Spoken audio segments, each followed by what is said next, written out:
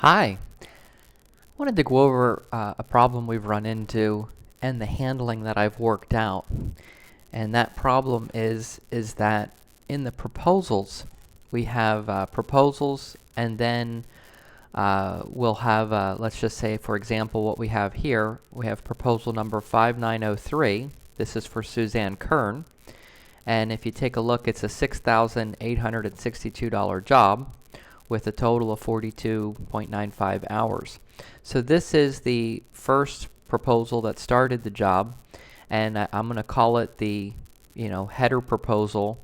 All additional proposals were change orders, and it gets pretty confusing to add change orders to the VSD as a new record. As you can see here, we have 3, and you'll see this is the first one, and then we go over to number 2 is a little $400, appears to be a $400 change order, 5950, and number 3 is 5965, and it's another small change order for an hour and 25 minutes and $170.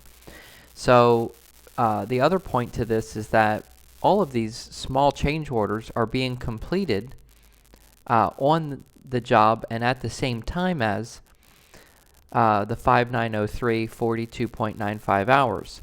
Sometimes change orders are completed at the time of the rough or at the time of the trim, and they just kind of need to go together, so to speak, so that the electricians aren't clocking out of this work order 8599 and clocking into the next work order for an hour and 75-minute change. It's just going to be completed all together and needs to be basically the initial 42.95 just needs to be increased to encompass the additional time the change orders give us. Also, the other thing is that this is very confusing having these separate records, and what I would like to see is whenever there's change orders or additional work, just add the work orders to 5903. So the way that would work is you just create another work order number, and you'd put change order 1 here, create another work order number, put change order number 2 here, create another work order number, as many change orders as there are that basically are all regarding the original job of 5903 will have as many work order numbers as it takes.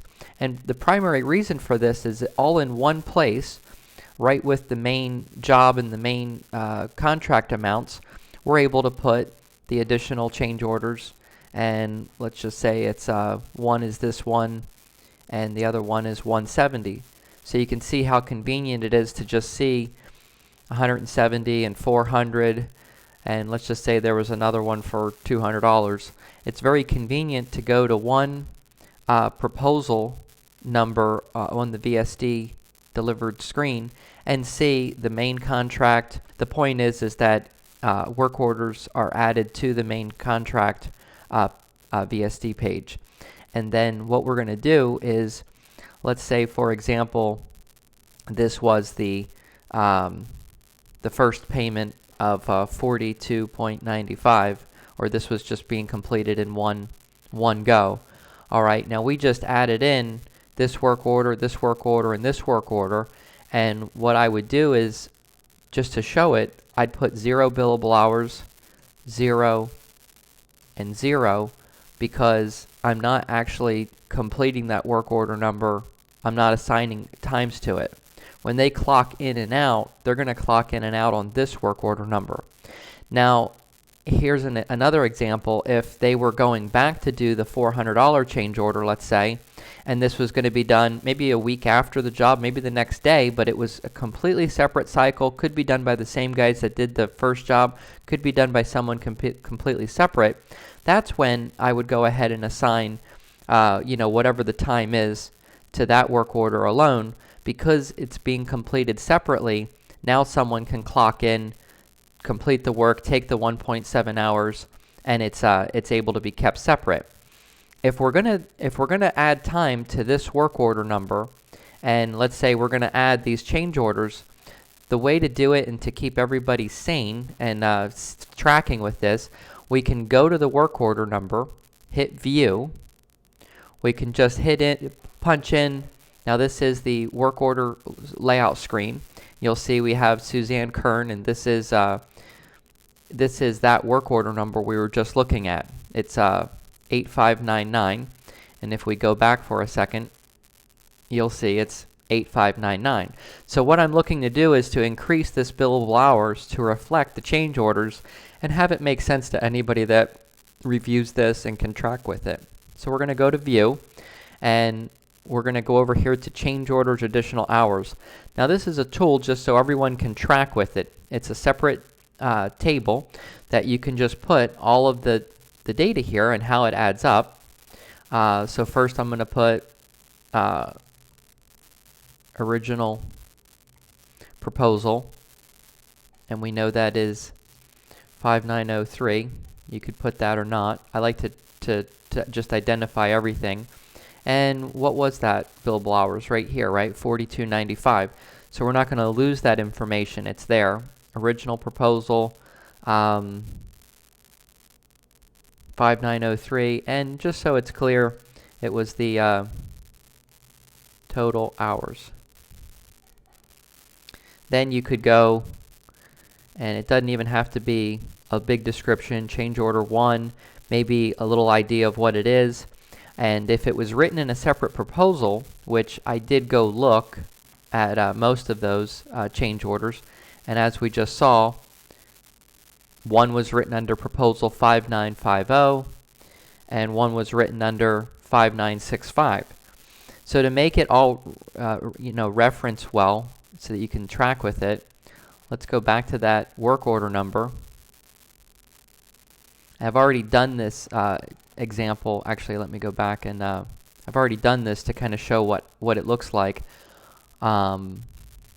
Let me go back to the one we were working on. I need to go back to that first record. Okay, so we got that 42.95. We go view. We have change order number 1, which is, let's just say it's 5950. And then I would put some type of a description, wire chlorinator, whatever it is. Just a brief description would really help everyone else track with it. Change order number 2 was 5965, and a brief description of that. Add GFI, recep, and then we go to each one of these and we just put in whatever the hours are. This change order was 1.7. This change order was 1.3. And then when you click off of it, you're going to get a total. Now come over here, change your number so that it's the same, right? This is all being done manually. And then when you go back to VSD, you'll see that our 45.95 has changed. So if anyone comes to this screen and they go, well, it's 42.95 and this is 40, what's going on?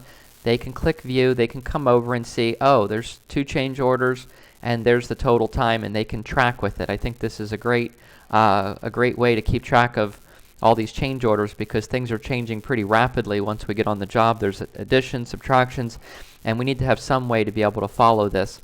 I also added a notes screen both on the work order area and on the VSD area, and what's really nice about this is, remember, if we go to this single work order number and hit view, well, first let me show you how that works over here. So right now, Suzanne Kern, right, if you go to notes on the VSD screen, you see nothing, right? If I go back to this work order number, or view any of these work order numbers, and I create a note regarding that work order number, so you see I'm on 8599, go to notes, and just type whatever you want. Added change order 3 and updated project. Once you click off, it timestamps it, my name, the date and time. When you go over to the work order, 8599 is the work order number. You go back to the VSD. We're on the record that shows 8599, and because we're here, it'll show you the exact same note, and any changes made to any of those work orders will reflect here. And I'll add the work order number so that you can see the exact work order it's pertaining to. Thanks, and have a great day.